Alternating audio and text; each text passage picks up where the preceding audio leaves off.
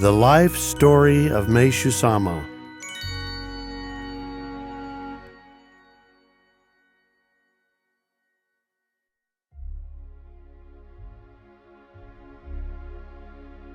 Meishusama decided to create his own organization, known as the Canon Society of Japan, to carry on his mission. Many people came to Meishusama for help. Meishusama needed a location to treat them and found a wonderful site on Tokyo's west side. This haven, which became known as Ozan-so, had another wonderful feature. Meishusama created a garden there. He allowed no chemicals, fertilizers, or pesticides to touch the soil or crops. He covered the ground with only leaves and grass to keep the soil moist, loose, and warm. He lavished the garden with the farmer's most wonderful ingredients: love and respect for the plants and the soil that nurtures them. He called this new approach to farming natural agriculture, and it would become part of his core teachings.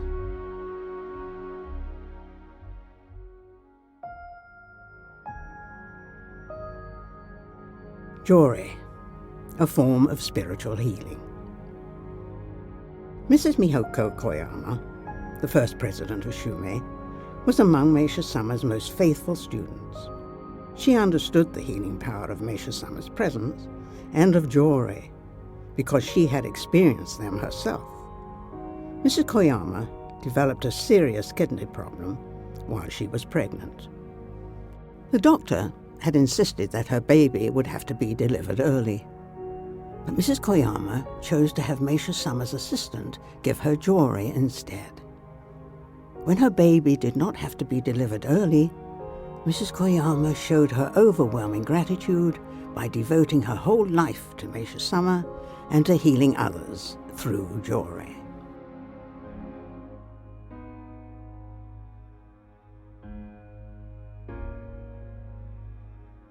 A little boy complained to his mother of a headache. He soon developed a fever, and then he lost consciousness. His mother was also sick at the time. Remember the good neighbor who offered to share Jore with her? She asked her neighbor to please come and heal her son. Her neighbor took one look, swept the boy up, put him in a taxi, and immediately took him to the Ozan-so center. The boy's mother lay sick and frightened. What if something happened to her son while she lay here at home in bed? The mother fell asleep and dreamed she heard her son's cheerful voice call out, "I'm home." Those words seemed to echo around the room. Waking up, she realized her son had indeed returned home.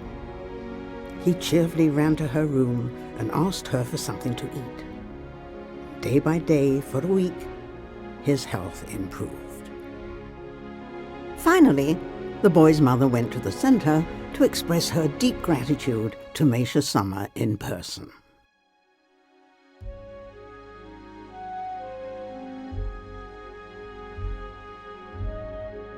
Miracles surround Meishusama. After the end of World War II, Japan began to allow greater religious freedom to its citizens. Many people were healed and received great blessings. And as a result, the organization grew rapidly. Meishusama had a dream of creating heaven on earth. Therefore, he bought a villa in Hakone and converted it to a unique museum. This museum opened a new world of beauty to everyone in Japan. It was an exciting time and an important event because Meishusama taught that art and beauty heals.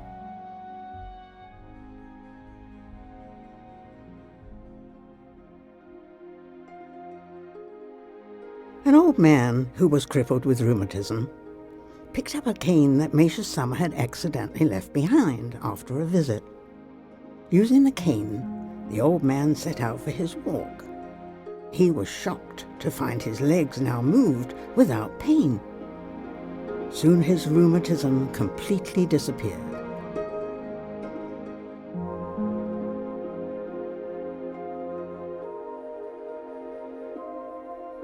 Strange and wonderful things often happened around Meishusama. Once, while out flying a large kite, the kite glowed with a strange purple light. Called away, Meishusama handed the string of the kite to the person standing beside him. The beautiful purple light immediately disappeared. When Meishusama returned, his assistant handed the string back to him, and the purple light returned. Many people believe the light that dwelled within Meishusama transferred through his hands to the string of the kite, causing the kite to glow.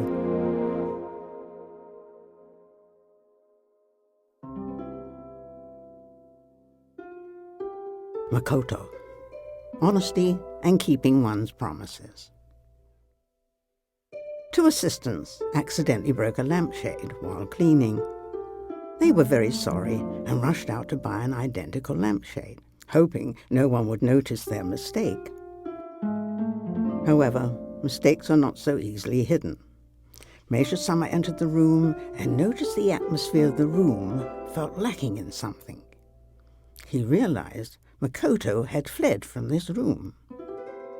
Makoto is a word that means sincerity, honesty, and to keep one's promises, among other things. Meishusama scolded them. You may deceive people, but you can never deceive God. At another time, a different assistant broke an art object, but she immediately went to Meishusama to tell him what she had done and apologized. He listened and then did nothing but tell her to please be more careful in the future. Meishusama set a good example for his followers by practicing Makoto himself.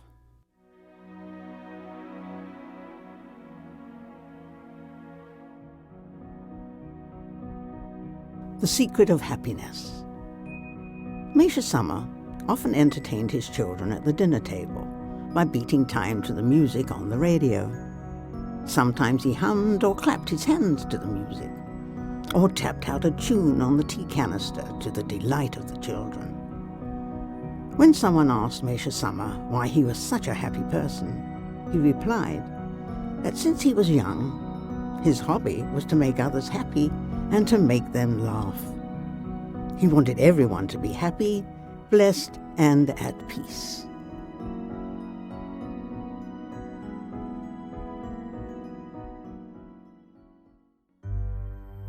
Big changes begin to happen.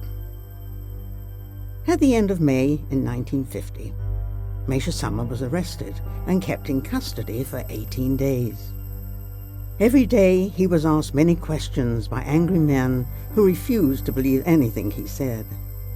They made his head pound and his stomach hurt. One night, Meishusama fell asleep and had a wonderful dream. He saw himself entering a beautiful palace on the top of Mount Fuji. When he woke up in the morning, he was so filled with joy he forgot his stomach pain. He sat remembering his beautiful dream and wondered if his pain was meant to deepen his connection to the sphere of divine light within him. Meishusama often said the power of Jore and the orb of light came from Kano, known as the deity of compassion. As he knelt thinking about the light, the orb began to grow in size. He felt the sphere of light was a tangible proof that the divine spirit lived within him. Meishusama felt the light pulse with energy, and his own spirit blend together with that of the divine spirit. Soon after this miraculous event, Meishusama was released from jail and the courts cleared his name.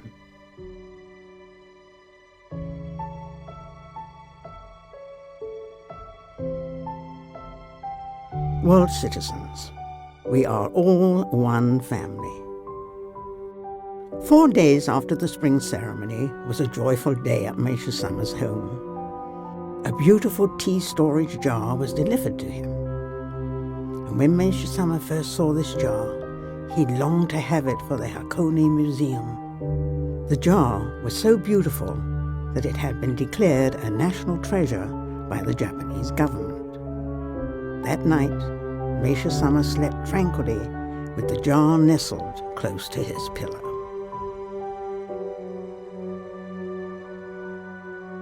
On the afternoon of the 9th of February, Meishusama's condition worsened and he fell into a coma.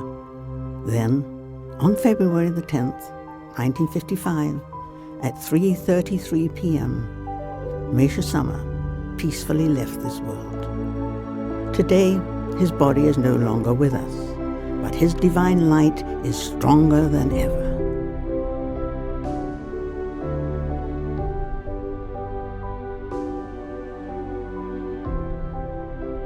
His dream was to relieve poverty, illness, and strife. Meishusama knew that spreading teachings would spread his dream of peace and tolerance to people all over the world. He knew he could depend on us to help create a paradise on earth.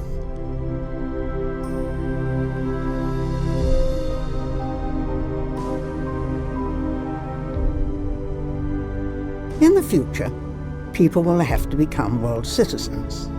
We wish to bring harmony to all humankind, to widen people's consciousness, to accept that all countries are members of one family.